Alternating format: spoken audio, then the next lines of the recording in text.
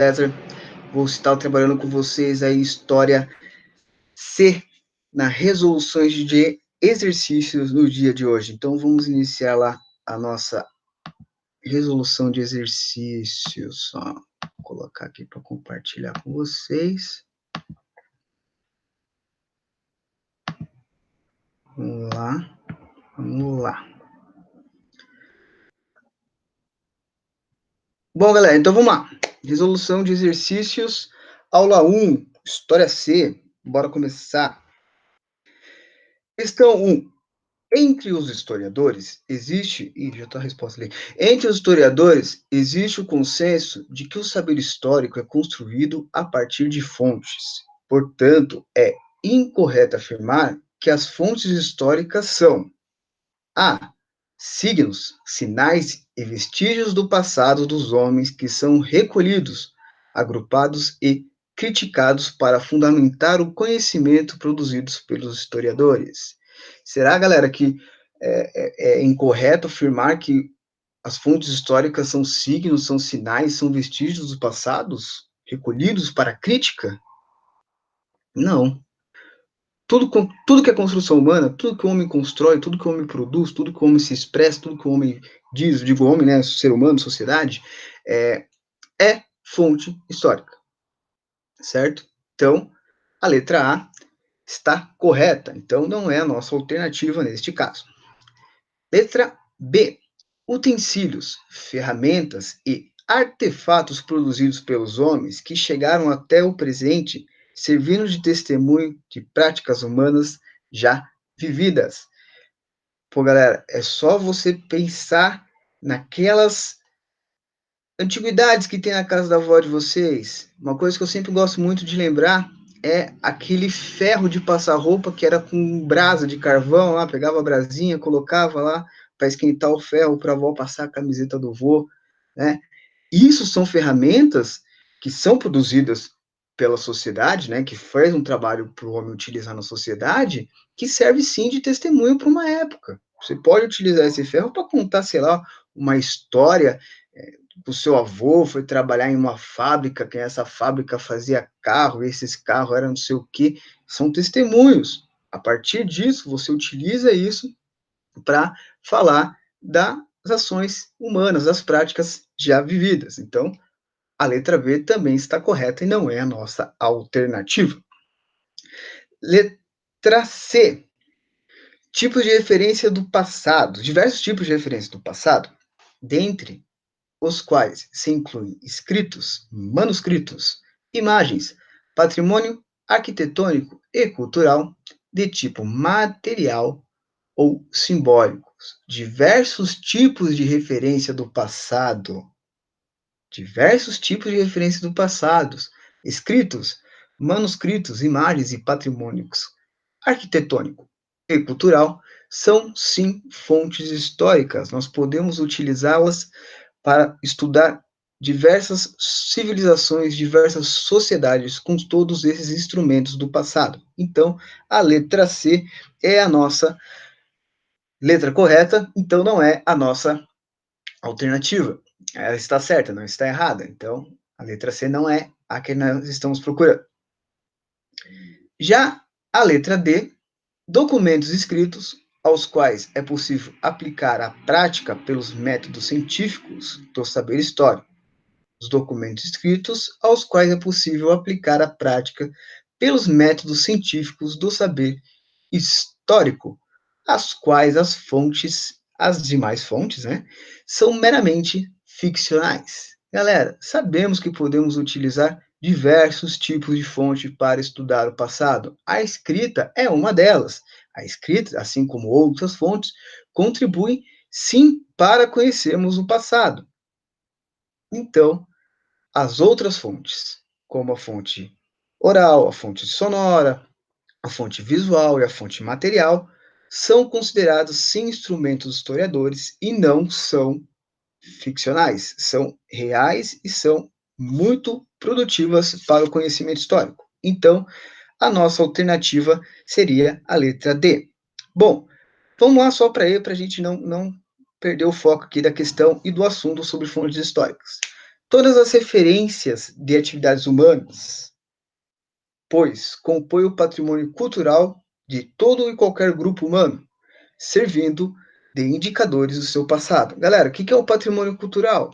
Patrimônio lá que a gente pega lá, sei lá, uma cantiga de roda, uma moda de viola, tudo isso é um patrimônio cultural também, né? Algumas receitas, e lógico que são indicadores do passado. Se você pensar um patrimônio material, né, junto com o patrimônio cultural, as paneleiras de goiabeiras lá no Espírito Santo, elas fazem, né, todo um processo numa panela de barro, certo? Tem uma técnica, tem um jeito de fazer a panela para ela fazer uma boa refeição e é passada oralmente para as pessoas, né? Principalmente para as mulheres que trabalham nesse trabalho artesanal, são passadas verbalmente, né? Passado pela tradição oral. Então, é tanto um patrimônio cultural quanto patrimônio material do Espírito Santo, lá, as paneleiras de Goiabera. Então, a letra E também está correta. Então, não é a resposta que nós estamos procurando aqui nesse momento. Então, a resposta que nós procuramos nesse momento é a letra D de dadinho, ou seja, documentos escritos aos quais é possível aplicar a crítica pelos métodos científicos do saber histórico. As demais fontes são meramente ficcionais. É a alternativa correta, mas na verdade ela está errada. Mas como faz a questão ali do enunciado, portanto, é incorreto afirmar que a letra D está errada. Na questão ela está certa, mas na teoria histórica ela está errada, beleza? Bom, questão 2. Quantas estruturas sociais no decorrer da história, segundo a perspectiva materialista da análise histórica proposta pelo marxismo, pode-se afirmar que a sociedade comunal primitiva não existe na atividade? Bom, galera, é muito importante explicar que a sociedade comunal sim existiram, principalmente porque as sociedades, perdão, comunais são as primeiras formas de organização humana, porque após o homem deixar de ser nômade, ele passa a se estabelecer em certos lugares e ali começa a criar tipos de comunidades nas quais produzem da agricultura e também da criação de animais a sua subsistência. E todo esse trabalho que é produzido nessa sociedade, né, nessas primeiras sociedades sedentárias, elas são distribuídas a todos os membros da sociedade igualmente. Então, por isso é uma sociedade comunal, uma sociedade comum, onde todos trabalham em prol do desenvolvimento da aldeia, do vilarejo, que depois vira cidade, depois vira grandes civilizações. Então, a letra A não é a nossa resposta, beleza? Na letra B de bola, os mesopotâmios, os persas e os maias organizaram-se em sociedades mercantis. Pessoal, essas civilizações da antiguidade são civilizações de sistema asiático, ou seja, de produção agrícola, onde se estabelece nas regiões férteis, né, dos grandes rios, quando a gente chama de crescente fértil, elas contribuem cada vez mais, cada vez mais, cada vez mais, para o quê? Para um desenvolvimento dessa sociedade na agricultura. Ou seja, essa crescente fértil ajuda na produção e essa produção geralmente fica no controle do Estado, ou seja, do líder dessas civilizações, do imperador, do rei, porque ele vai saber, na perspectiva daquela sociedade daquele período, o rei vai saber organizar a distribuição de lucro para as outras, para os membros da sua sociedade. Uma coisa importante também, galera, é saber que dentro desse trabalho existe os camponeses, né, que são aquela força, aquela mão de obra dentro da sociedade, nas quais eles trabalham na terra do Estado. Então, como ele trabalha na terra do Estado, ele tem que pagar taxas e impostos para o imperador, o rei ou o governante que ele manda, certo? Com isso, dando mais poder ainda para as altas classes dessa sociedade em si. Tranquilo? Então, a letra B também não é a nossa resposta. A letra C. Sociedade escravista foi vivida principalmente pelos egípcios e gregos.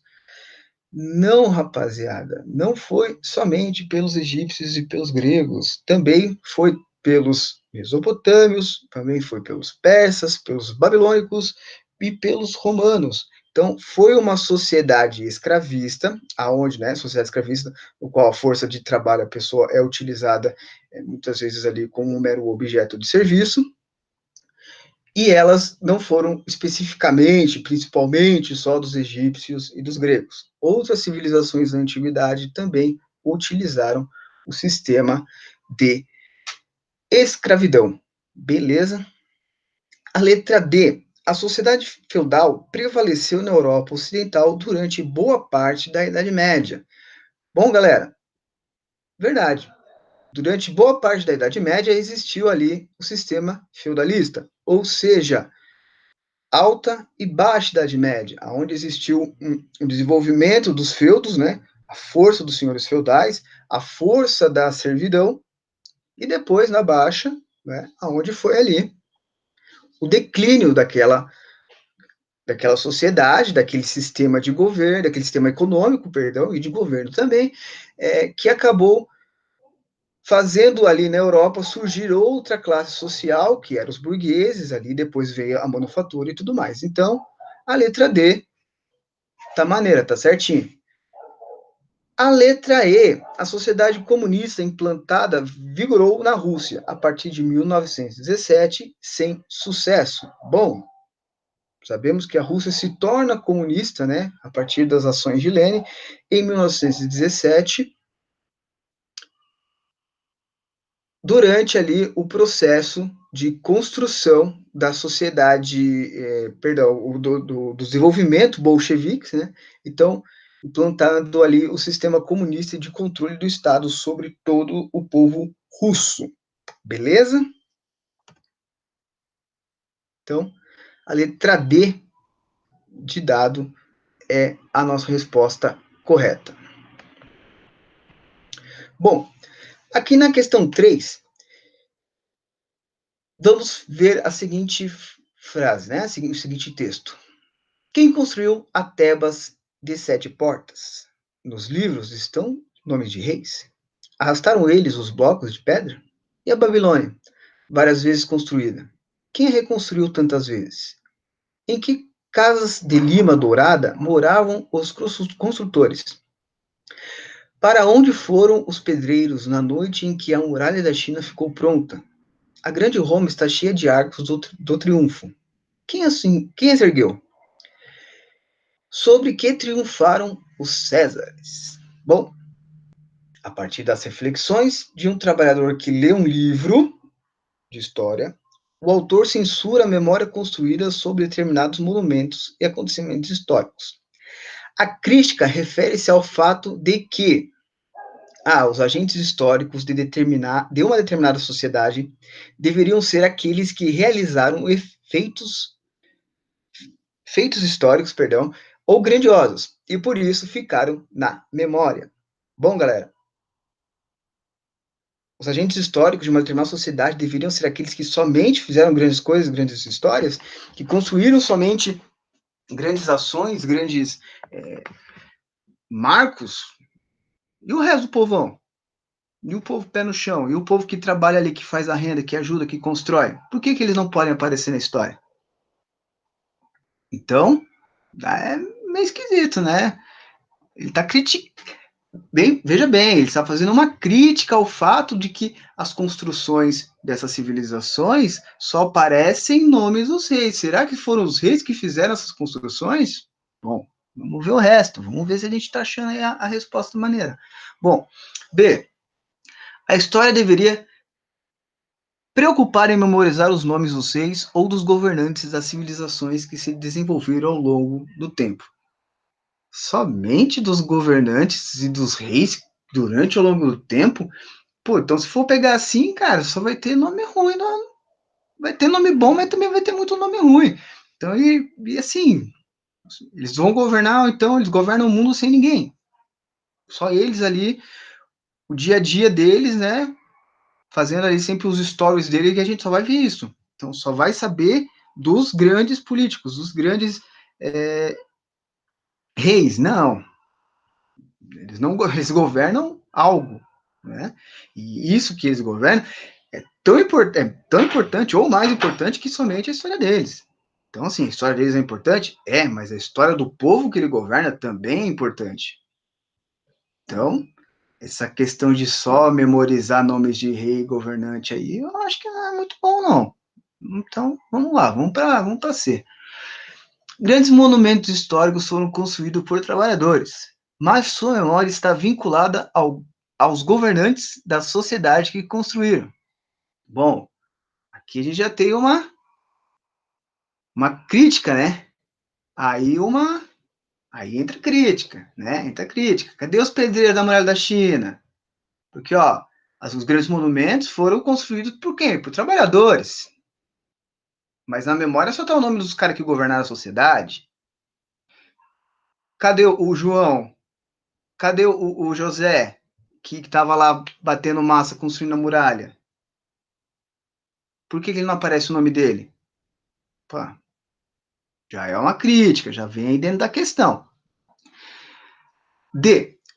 Os trabalhadores consideram que a história é uma ciência de difícil compreensão, pois trata de sociedades antigas e distantes no tempo. Bom, galera, isso é uma coisa muito importante, né? Que a história, ela, na verdade, a gente faz críticas ao passado por questionamentos do nosso presente.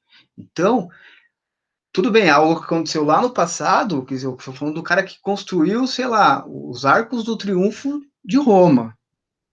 Só que assim, a ideia do texto, a ideia da crítica do autor é falar assim: se você está indignado com algo dentro da sua sociedade, questione o seu passado. Questione o passado. Então, temos que compreender o passado para questionar o nosso presente. Então, entra aí nessa questão aí, mas eu acho que não é essa aí, porque a ciência é uma ciência de difícil compreensão. Não, não é tão difícil, não. Eu acho bem maneiro, eu gosto muito, eu acho mais sossegado. Então, aí, as civilizações citadas no texto, embora muito importantes, permaneçam sem terem sido alvos de pesquisas históricas. Negativo, minha galera. Existe sim muita pesquisa histórica sobre também a história oficial de várias civilizações, como a romana, como a chinesa, como a babilônica, como outros, mas também existe várias histórias que trabalham também essa questão da vida privada, do estilo, de como eram as pessoas, o dia a dia das pessoas, os costumes, as brincadeiras, as ações, a relação entre o privado e o público. Então, foram sim estudadas e foram sim extremamente importantes. Então, a nossa resposta certa é a letra C de cachimbo. Beleza? Bora lá? Questão 4. A incompreensão do presente nasce fatalmente da ignorância do passado, mas talvez não seja menos vão esgotar-se em compreender o passado se nada se sabe do presente. A incompreensão do presente nasce fatalmente da ignorância do passado, mas talvez seja menos vão esgotar-se em compreender o passado se não sabe do presente. Marco Bloch, Apologia da História, O Ofício do Historiador. Cara, esse livro é muito bom, recomendo a leitura dele, é muito legal de ler. Então, vamos lá. Assinale a alternativa que contém a definição de história mais coerente com a citação do historiador Marco Bloch. Bom, incompreensão do presente nasce fatalmente da ignorância do passado. Opa, ali, ó, já vamos, né? Vamos usar ali, ó. Compreensão do presente nasce fatalmente da ignorância do passado. Bom, letra A. A história é a ciência que resgata o passado para explicar o presente e fazer previsões sobre o futuro. Galera, história não é mãe de Ná, né? História não lê búzios, não joga tarô. É uma ciência que resgata o passado para explicar o presente, mas ela não faz previsão do futuro. A história é extremamente mutável. Ela vai se mutar cada vez mais e mais e mais. Então, a história não é uma cartomante. Hoje nós estamos vivendo um processo que pode, sei lá, da questão da saúde mundial, que amanhã pode ter uma viravolta. Os historiadores vão procurar outras fontes históricas, vão procurar outras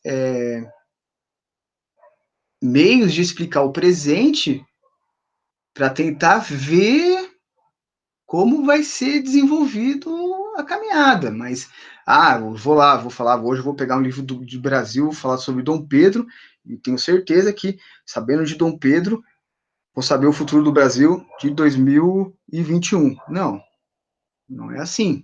Então, a história explica, resgata o passado para explicar o presente, mas ela não faz uma previsão do futuro.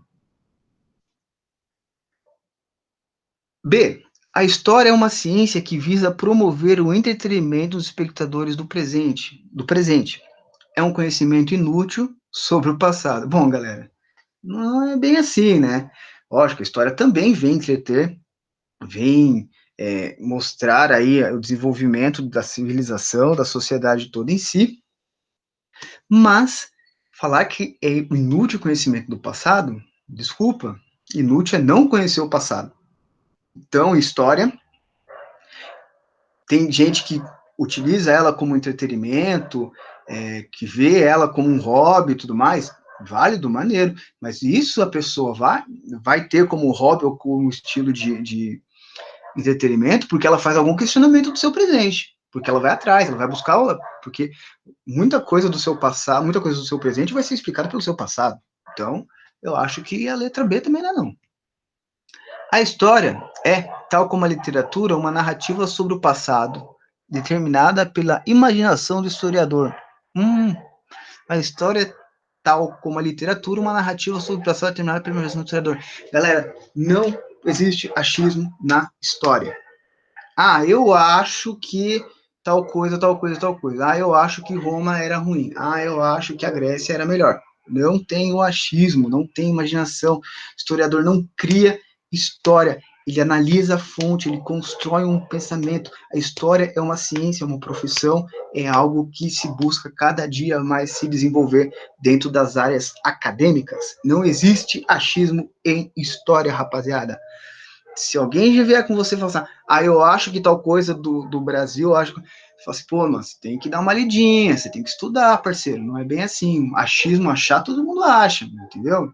Não é bem assim. Então, não existe, o historiador não cria fontes históricas. O historiador não cria teorias sem um embasamento acadêmico forte, beleza? Assim como outras ciências das humanas, das exatas, das naturais, ali tudo tem um pensamento científico, galera. É tudo uma construção, não tem nada de achismo, não. É tudo construído historicamente, cientificamente, tá entendendo? Umas paradas que tem que ter base, pode vacilar. D. A história é a ciência que se refugia no passado para não compreender as questões do presente. Bom, como que ela vai se refugiar no passado se ela nasce, a incompreensão nasce pela falta, né?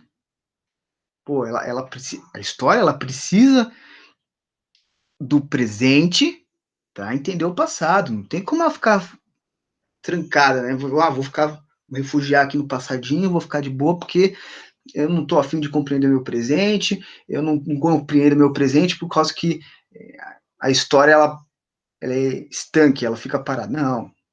A história, ela é algo que não pode se refugiar no passado, porque ela, muitas vezes, ela brilha de novo, aparece de novo, né, no nosso presente.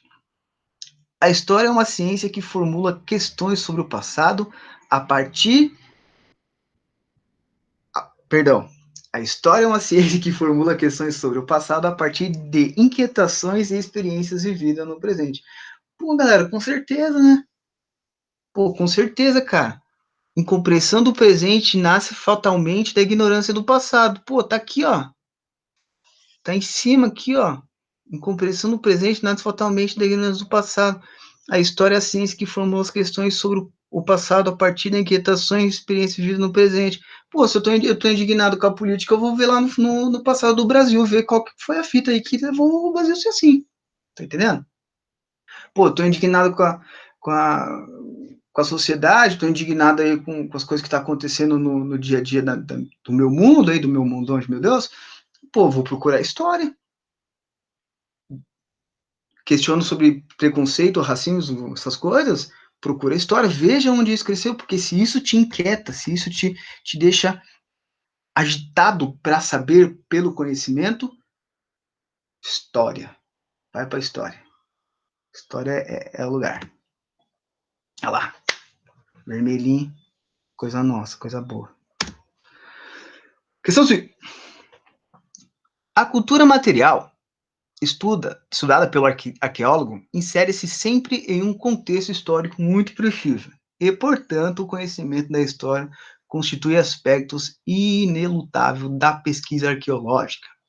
Assim, só se pode compreender a cerâmica grega se conhecermos a história da sociedade grega, as diferenças entre as cidades antigas, as formações por que passaram. Bom, galera, isso aí é muito interessante mesmo, né? A questão de estudo arqueológico com a história, pô, olha aí a união aí de várias ciências, né? Como a gente pode ver que existe uma formação muito bacana entre história e geografia, história e filosofia, história e sociologia, história e arqueologia, e entre outras ciências aí, até as ciências exatas e de naturais, podemos fazer uma conexão aí para o entendimento da nossa sociedade, tanto do nosso presente quanto do nosso passado. Então, temos que ter aí uma noção bem bacana da união dos conhecimentos. Nunca deixar, né, de lado, mas sempre unir as paradas. Com base nas afirmações acima, assinale a alternativa correta. Vamos lá. A arqueologia, diferente da história, concentra seus estudos na análise da cultura material, negligenciando fontes escritas e orais. Galera, será? Será mesmo? Ela vai negligenciar, né? Negligenciar. Ela vai deixar de lado as fontes escritas e orais. Pô, o cara acabou de falar ali em cima. Se você quer compreender a cerâmica dos gregos, você tem que compreender a sociedade grega. Você tem que entender as antigas, as diferenças entre as cidades. E existem registros, tanto escritos quanto orais. Né? Orais nem tanto, porque não sei se tem muita gente viva ainda naquela época, mas tem bastante escrito. Você vai estudar um arqueólogo, vai estudar sei lá, algum artefato indígena brasileiro, que ainda existe uma tribo, que ainda mantém algumas tradições, ele for lá fazer uma conversa, uma união, uma reunião com esses nossos irmãos indígenas, ele vai utilizar a tradição oral. Então, não vai negligenciar, né? Não vai deixar de lado aí duas ótimas fontes que são tanto a escrita quanto a oral. Então, eu acho que não é A, não. B. Relação interdisciplinar entre arqueologia e história é apresentada no texto como um fator essencial para a análise da cultura material. Com certeza, galera. Com certeza. A arqueologia, lógico, junto com a história, ela, né, é uma gama de, né, gigante, assim, cara. É uma parada enorme que você pode fazer muitos estudos, mas muitos estudos mesmo. Aqueles estudos, assim, que, olha, de chorar, de alegria. Então, tem que ter a união entre o arqueólogo e o historiador. Sem o historiador, o arqueólogo, ele fica somente travado no seu ambiente. Lógico, a arqueologia tem as suas próprias construções científicas, né? Tem moldes diferentes de algumas coisas da história, mas ele fica somente naquele mundinho dele, ele só vai criar somente um pensamento dele, não vai abranger toda a situação, é a mesma coisa. O arqueólogo ele vai precisar do geógrafo, vai precisar, entendeu? De filósofo, se for estudar alguma coisa relacionada, sei lá, uma cultura grega também, na questão da filosofia, na construção da filosofia. Então, Lógico que a arqueologia vai sim precisar da história, vai ser essencial para ter essa análise cultural, beleza? Então, vamos lá, os estudos arqueológicos pouco retratam as sociedades pré-históricas, tendo em vista a ausência de fontes não materiais sobre esses povos. Pô, galera, isso aqui, né, não dá nem para explicar, né? O arqueólogo, ele trabalha com as fontes materiais dos povos pré-históricos, né, da pré-histórica, né? Existe vários campos de arqueologia e vários lugares para se trabalhar na arqueologia, e falar que as fontes materiais não são utilizadas, tendo visto como ausência de fontes materiais, é complicado. Tem muita coisa aí que a gente sabe graças à arqueologia, né? Muitas coisas que contribuiu para o estudo histórico graças à arqueologia. Então, a letra D. A arqueologia não contribuiu para o estudo das regiões africanas como o Sudão e o Egito, tendo em vista a exclusividade de análise das tradições orais no estudo das sociedades. Galera, a gente sabe que isso ajudou bastante, né? Ajudou muito, cavou bastante coisa lá, bateu bastante enxada no chão, bastante calo na mão para poder achar bastante coisa. A gente sabe que a arqueologia foi fundamental para a gente saber estudar assim, as regiões do Egito antigo, as regiões da África, ali, dos povos mais antigos da África. Então, também marcaria ali a letra D, não. História e arqueologia só constroem uma relação interdisciplinar nos estudos sobre a pré-história e a antiguidade, em que a análise da cultura material é o cerne dessas pesquisas, que a análise da cultura material é o cerne dessas pesquisas. Não, galera, não só da pré-história, não. Contribui bastante para as outras informações das outras sociedades, contribui sim para o enriquecimento de fontes históricas, então a arqueologia pode ser utilizada muito bem na questão aí da nossa querida história. Ela pode contribuir muito mesmo, porque existem vários arqueólogos, que trabalham também com casas antigas, com construções antigas, construções de palácios, essas questões que eles também contribuem bastante para os estudos históricos. Então, a alternativa correta aqui seria a letra B, de boladão, que é a letra B, que é a relação interdisciplinar entre arqueologia e história é apresentada no texto como um fator essencial na análise da cultura material. Firmex, vamos para a sexta e última. Existe em todo historiador, em toda pessoa apaixonada pelo arquivo, uma espécie de culto narcisismo do arquivo. Uma capacitação espetacular da narração histórica pelo arquivo. E é preciso se violentar para não ceder a ele. Se tudo está arquivado, se tudo é vigiado, anotado, julgado, a história como criação não é mais possível. É tão substituída pelo arquivo, transformando em saber absoluto, espelho de si. Mas nada está arquivado se tudo está apagado ou destruído. A história tende para a fantasia ou o delírio, para a soberania delirante do eu, ou seja, para um arquivo reinventado que funciona como dogma. Nossa, isso é pesado, pesadão. Bateu nervoso esse textinho aí, porque é muito importante essa questão do arquivo, galera. Vamos continuar aqui então, vamos lá. Refletindo sobre o historiador e a sua relação com os arquivos, o texto mostra que todo conhecimento histórico se encerra dentro dos arquivos. E o historiador é um mero reprodutor dos documentos oficiais. Bom, galera, todo conhecimento histórico, ele não se encerra dentro dos arquivos, né? O historiador ele não vai reproduzir somente ali o que é oficial, o que é escrito. Ele vai atrás de outras fontes, ele vai atrás de outras pesquisas. Ele vai procurar ali uma questão mais visual, às vezes ele trabalha com uma questão mais oral, trabalha com uma questão mais material, mas assim, não se encerra, não tem como se encerrar dentro dos arquivos. Isso é nítido, galera. Existe a produção humana, ela é gritante, então existe em todas as áreas, existe uma produção humana, então não se encerra dentro desses produtos oficiais, desses documentos oficiais, dessa produção oficial humana. Então o historiador não encerra dentro do arquivo, Ele não vai só reproduzir, não vai só passar para frente, ele não é papagaio. Ele vai atrás, ele vai construindo, ele vai estudando. Então, eu não gostei da letra A, eu acho que não é a letra A, não. Só por meio de arquivo do século XXI, ele pode retratar o passado tal qual foi. Só do século XXI? Você é doido? A gente pode entender o século XXI através de vários outros, né? Tentar compreender o presente do século XXI aí, através dos outros arquivos. Mas somente com os arquivos do século XXI? Não. Vários arquivos são patrimônios da humanidade, são raros, são extremamente importantes para o desenvolvimento do conhecimento do passado humano. Beleza?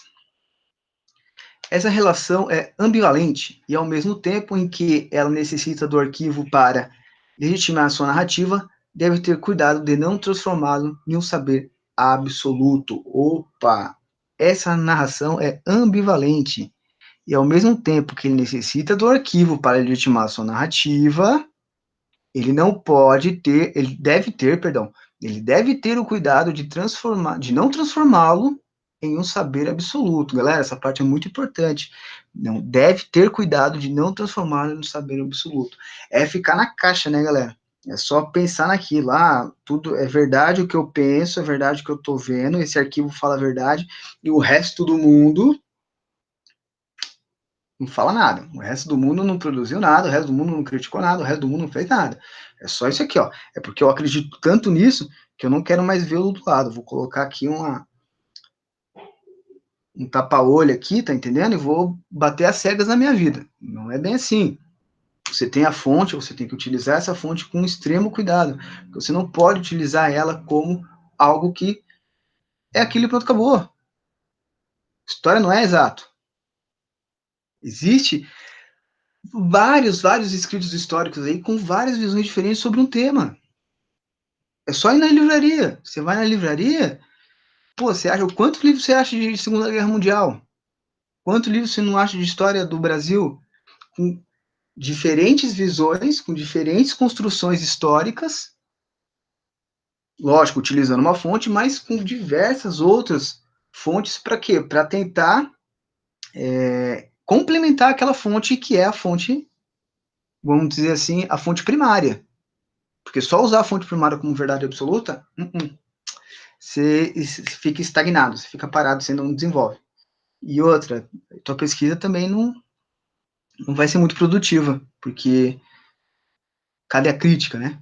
Cadê? Porque se aquilo é a verdade absoluta, um saber absoluto, então para que criticar? Por que existe a crítica na história? Então, a letra C fala mais ou menos essa aí para nós. No seu trabalho, letra D, perdão, no seu trabalho é melhor a ausência de arquivo que o excesso. Negativo, galera. Ó, história. Quanto mais tiver, melhor. Nossa, quanto mais coisa você tiver, melhor. Quanto mais coisa você tiver sobre o tema que você está pesquisando, parabéns. Leia bastante, escreva bastante, use bastante sua força, sua sagacidade, aí, sua sapiência e busque trabalhar de melhor forma possível com esse excesso de arquivo. Agora, o complicado é quando você tem pouco. Aí é chato. E a letra E, todo conhecimento histórico é produzido sem necessidade de arquivos. Todo conhecimento histórico é produzido sem necessidade de arquivos? Não, galera. Lembra do achismo? História não se faz no achismo.